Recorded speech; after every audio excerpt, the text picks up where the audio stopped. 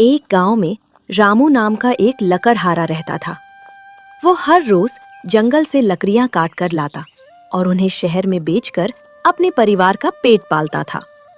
उसके साथ उसकी पत्नी गीता और 10 साल का बेटा चिंटू रहता था। लेकिन पिछले कुछ दिनों से रामू बहुत बीमार था। उसे तेज बुखार आ गया था और वो बिस्तर से उठ भी नहीं पा रहा था। बेटा चिंटू, आज तो मुझसे उठा भी नहीं जा रहा। घर में खाने के लिए कुछ भी नहीं बचा है। बाबूजी, आप चिंता मत करो, आज मैं जंगल जाकर लकड़ियां काट लाऊंगा। नहीं बेटा, तुम अभी छोटे हो, जंगल बहुत खतरनाक है। बाबूजी, मैं बड़ा हो गया हूँ, आप देखना मैं ढेर सारी लकड़ियां लेकर आऊंगा। लेकिन बेटा, माँ ने चिंटू को समझाने की बहुत कोशिश की, लेकिन घर में खाने को कुछ भी नहीं था। आखिरकार उन्हें चिंटू को जाने देना पड़ा। बेटा, शाम होने से पहले वापस आ जाना, और हाँ, अगर कोई तुम्हें पीछे से पुकारे तो पलटकर मत देखना, समझे? जी माँ, मैं समझ गया। और सुनो बेटा, किसी भी हालत में उस पुराने बरगद के पेड़ के पास मत जाना। जहाँ काली चट्टानें हैं, वो जगह बहुत खतरनाक है। चिंटू ने अपने बाबूजी की पुरानी कुल्हाड़ी उठाई, एक झोला कंधे पर टांगा और जंगल की तरफ चल दिया। सुबह का समय था। जंगल में पक्षियों की चहचहाहट गूंज रही थी। चिंटू थोड़ा डरा हुआ था, लेकिन उसे अपने परिवार के लिए कुछ करना था। मुझे डरना नहीं है, मैं एक बहादुर लड़का हूँ।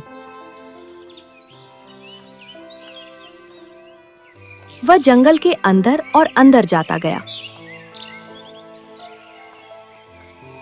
थोड़ी देर बाद उसे एक सूखा पेड़ दिखाई दिया। चलो यहीं से शुरुआत करते हैं। चिंटू ने कुल्हाड़ी उठाई और लकड़ी काटना शुरू कर दिया।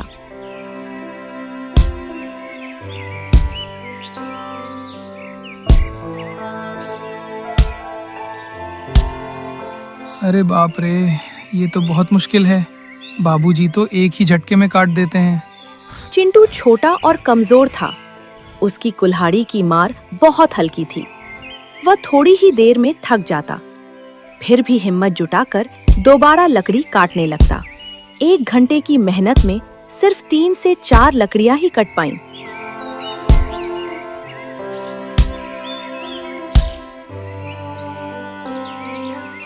अरे, इतनी कम लकड़ियां तो बाजार में बिकेंगी ही नहीं। थोड़ी और मेहनत करनी होगी। फिर वह दोबारा लकड़ी काटने लगा। लकड़ी काटते काटते उसे समय का पता ही नहीं चला। थोड़ी देर बाद शाम हो जाती है।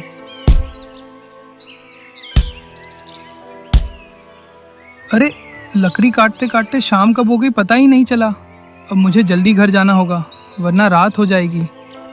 उसने जल्दी जल्दी लकड़ियां बांधी और उन्हें अपने सिर पर लाद कर घर की ओर चल दिया।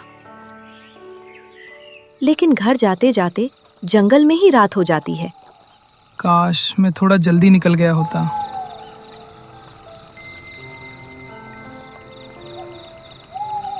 चिंटू लकड़ियां लेकर घर की तरफ जा ही रहा था, तभी अचानक बारिश शुरू हो जाती है।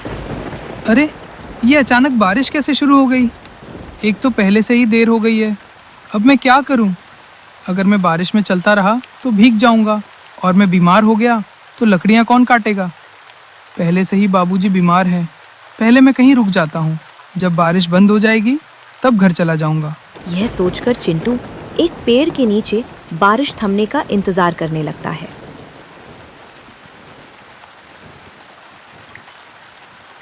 कुछ देर बाद चिंटू को एक मीठी आवाज सुनाई देती है।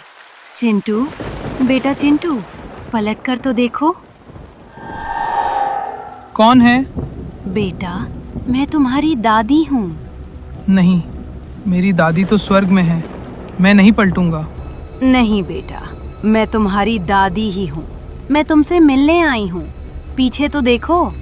नहीं, मैं पीछे नहीं देखूंगा। मुझे अभी घर जाना है। आप कल मुझसे मिलने आना। आज मुझे पहले से ही देर हो चुकी है। घर पर माँ और बाबूजी मेरा इंतजार कर रहे होंगे। तू ऐसे नहीं मानेगा लगता है। मुझे तुम्हारे सामने आना ही पड़ेगा। नहीं, आप मेरे सामने मत आइए। मुझे घर जाने दीजिए। मेरे घर में खाने को कुछ भी नहीं है। मैं घर जाऊंगा, तभी लकड़ियां बेचकर अपने बाबूजी के लिए दवाइयां ला पाऊंगा। चिंटू, तू मुझसे बच नहीं सकता। हे भगवान, मुझे बचा लो, अब मैं क्या करूं? तभी चिंटू के सामने एक बूढ़ी औरत आ जाती है। बेटा, तुम यहाँ इतनी रात को क्या कर रहे हो? अरे, आप कौन हैं? बेटा डरो मत, मेरी झोपड़ी पास में ही है, चलो वहाँ चलते हैं। आप कौन हैं? मैं इसी जंगल में रहती हूँ। आज तुम मेरे घर में ही रात बिता लो, सुबह होते ही मैं तुम्हें घर पहुँचा दूंगी। चिंटू मन ही मन सोचने लगता है।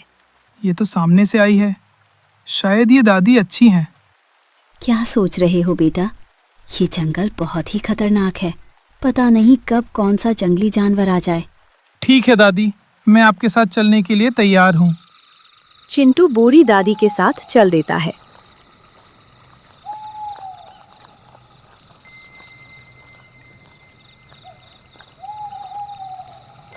कुछ ही देर में चिंटू बूढ़ी दादी के साथ एक झोपड़ी के पास पहुंच जाता है।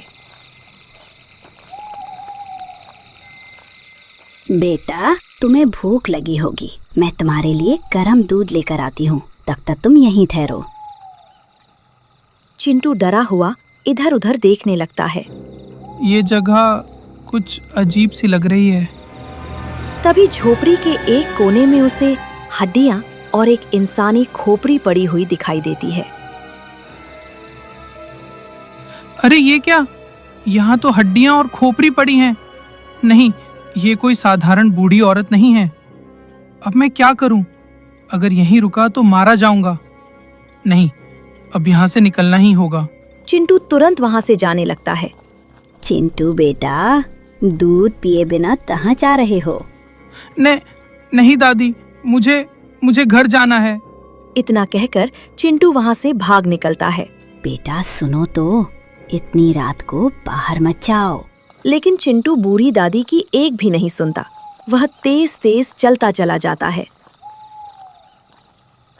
कुछ दूर चलने के बाद चिंटू को फिर से पीछे से कोई बुलाने लगता है। चिंटू बेटा, पीछे तो देखो।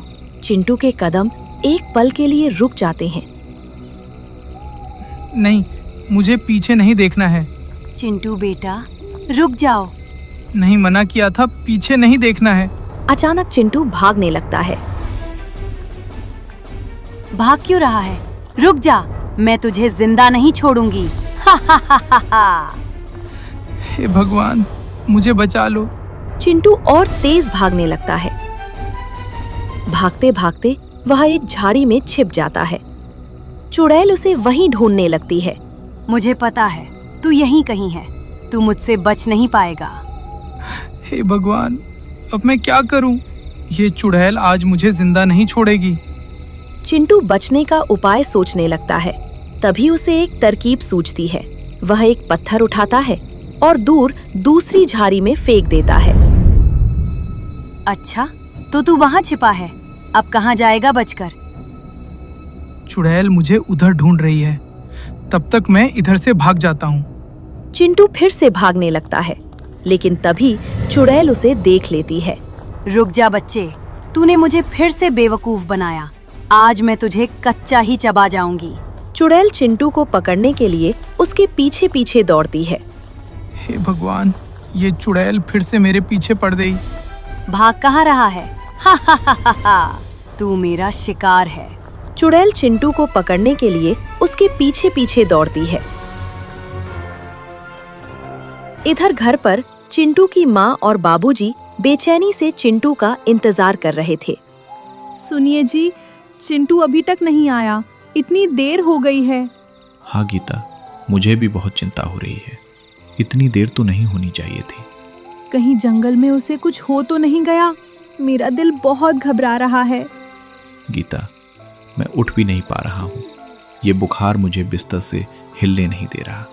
मैं अभी उसे ढूंढने जाती हूँ। मेरा बेटा अकेला जंगल में है। नहीं गीता, तुम अकेली कैसे जाओगी? रात हो चुकी है, जंगल सुरक्षित नहीं है। तो क्या करें हम? अपने बेटे को यूं ही छोड़ दे? पता नहीं किस हाल में होगा वो। मेरा बच्चा सुबह से कुछ खाया भी नहीं है, भूखा होगा। गीता, इस हालत में हम कुछ नहीं कर सकते। अब बस भगवान पर ही भरोसा रखना होगा। हाँ जी, अब भगवान ही हमारे बच्चे की रक्षा करेंगे। हे भगवान, मेरे बेटे को सुरक्षित रखना, उसे घर वापस ले आना। और उधर जंगल में चिंटू चुड़ैल से बचने के लिए लगातार भाग रहा था। थक कर वह एक पेड़ के पीछे छिप जाता है। चिंटू पूरी तरह थक चुका था, अब उससे और भागा नहीं जा रहा था। हे भगवान, मेरी रक्षा करो, अब मुझसे और नहीं भागा जा रहा। तू इस बार बच नहीं पाएगा, चुपचाप मेरे सामने आ जा। चुड़ैल चिंटू को ढूंढती रहती है, वो इधर उधर मंडराती रहती है। चिंटू ने सुबह से कुछ खाया भी नहीं था, उसे तेज भूख लगी थी। माँ, मुझे बहुत डर लग रहा है। माँ, मुझे बचा लो, मुझे बहुत जोरों की भूख भी लगी है। चिंटू अपनी माँ को याद कर ही रहा था कि तभी चुड़ैल उसके सामने आ जाती है। तू कहाँ जाएगा बचकर? तूने मुझे बहुत परेशान किया है। मुझे छोड़ दो, मुझे अपने घर जाने दो। मेरी माँ और बाबूजी मेरा इंतजार कर रहे होंगे। कृपा करके मुझे छोड़ दो। नहीं, तू बहुत मुश्किल से मेरे हाथ आया है। मैं तुझे कैसे छोड़ दूं? मैं तुझे कच्चा ही चबा जाऊंगी। चुड़ैल चिंटू को मारने के लिए आगे बढ़ती है। तभी पीछे से एक तेज आवाज आती है। रुक जा चुड़ैल, उस बच्चे को छोड़ दे, वरना मैं तुझे हमेशा के लिए भस्म कर दूंगी। नहीं, ये मेरा शिकार है। तू बार बार मेरा शिकार मुझसे छीन लेती है, लेकिन इस बार मैं अपना शिकार नहीं छोड़ूंगी। बूढ़ी दादी अपने हाथ में गंगा जल लेती है और मंत्र पढ़ते हुए चुड़ैल पर छिड़क देती है। आह, नहीं, मुझे जलन क्यों हो रही है? आह, मैं हार मानती हूँ, लेकिन अगली बार मैं किसी को जिंदा नहीं छोड़ूंगी। इतना कहकर चुड़ैल वहाँ से भाग जाती है। आपने मेरी जान बचा ली। डरो मत बेटा, अब तुम सुरक्षित हो। आप कौन हैं और आपके पास वो हड्डियाँ क्यों थीं? मैं एक तांत्रिक हूँ बेटा, मैं बुरी आत्माओं से लोगों की रक्षा करती हूँ। ये हड्डियाँ मेरे तंत्र मंत्र का हिस्सा हैं। ओह, इसलिए उस चुड़ैल ने कहा कि आप बार बार उसका शिकार छीन लेती हैं। हाँ बेटा, मैं कई लोगों की जान बचा चुकी हूँ। चलो अब मेरे घर चलते हैं, सुबह तुम्हें तुम्हारे गांव पहुँचा दूंगी। इस कहानी से हमें यह सीख मिलती है, बड़ों की बात माननी चाहिए और मुसीबत में कभी भी हिम्मत नहीं हारनी चाहिए।